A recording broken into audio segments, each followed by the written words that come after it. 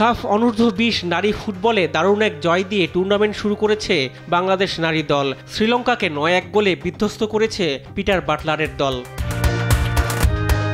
পুরো ম্যাচ জুড়েই একক আধিপত্য দেখিয়েছে বাংলার নারীরা। দলের বেশিরভাগ ফুটবলারই নতুন, তবুও সমানতালে লড়েছে বাংলাদেশ। ম্যাচ শেষে বাফুফের সহসভাপতি ফাহাদ করিম জানিয়েছেন, এটা বাংলাদেশের জন্য ইতিবাচক দিক।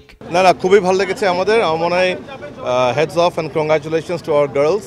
চমৎকার খেলেছে মাঠে, এবং আপনারা দেখেছেন যে প্রথমে যে বেস্ট 11 নিয়েছে, সেকেন্ড হাফে অনেক চেঞ্জ করেছে। চেঞ্জ করে তারাও played at the same pace. So আমার মনে হয় এটা একটা খুব ভালো বার্তা আমাদের মহিলা ফুটবলের প্রেজেন্ট স্ট্যাটাস এবং ফিউচার নিয়ে। এমন দারুণ এক জয়ের দিনে স্টেডিয়ামের গ্যালারি ছিল প্রায় দর্শক শূন্য। প্রচারণার অভাবে এমনটা হয়েছে কিনা এমন প্রশ্নে বাফুফের সহসভাপতি আশা প্রকাশ করেন, পরবর্তীতে দর্শক আরও বাড়বে। এটা আসলে সাফ থেকে করে সাধারণত, এখানে আমরা খালি হোস্ট রোল প্লে করি, এটা সম্পূর্ণ সাফ করে। সো এই ব্যাপারে আপনি সাফ থেকে জানতে পারবেন। বাট আমাদের তরফ থেকে আমরা বিশ্বাস করি, যেহেতু আজকে ফার্স্ট খেলা শুরু হয়েছে এবং একটি ভালো রেজাল্ট দিয়ে শুরু হয়েছে, আমি মনে করি সন্ধ্যার দিকে যে খেলাগুলি হবে, স্পেশালি বাংলাদেশের দলের খেলায়, আমি বিশ্বাস করি আরও আস্তে আস্তে আপনি দেখবেন ভালো ক্রাউড আসবে ইনশাআল্লাহ। আগামী 13 জুলাই নিজেদের দ্বিতীয় ম্যাচে নেপালের বিপক্ষে মাঠে নামবে বাংলাদেশ।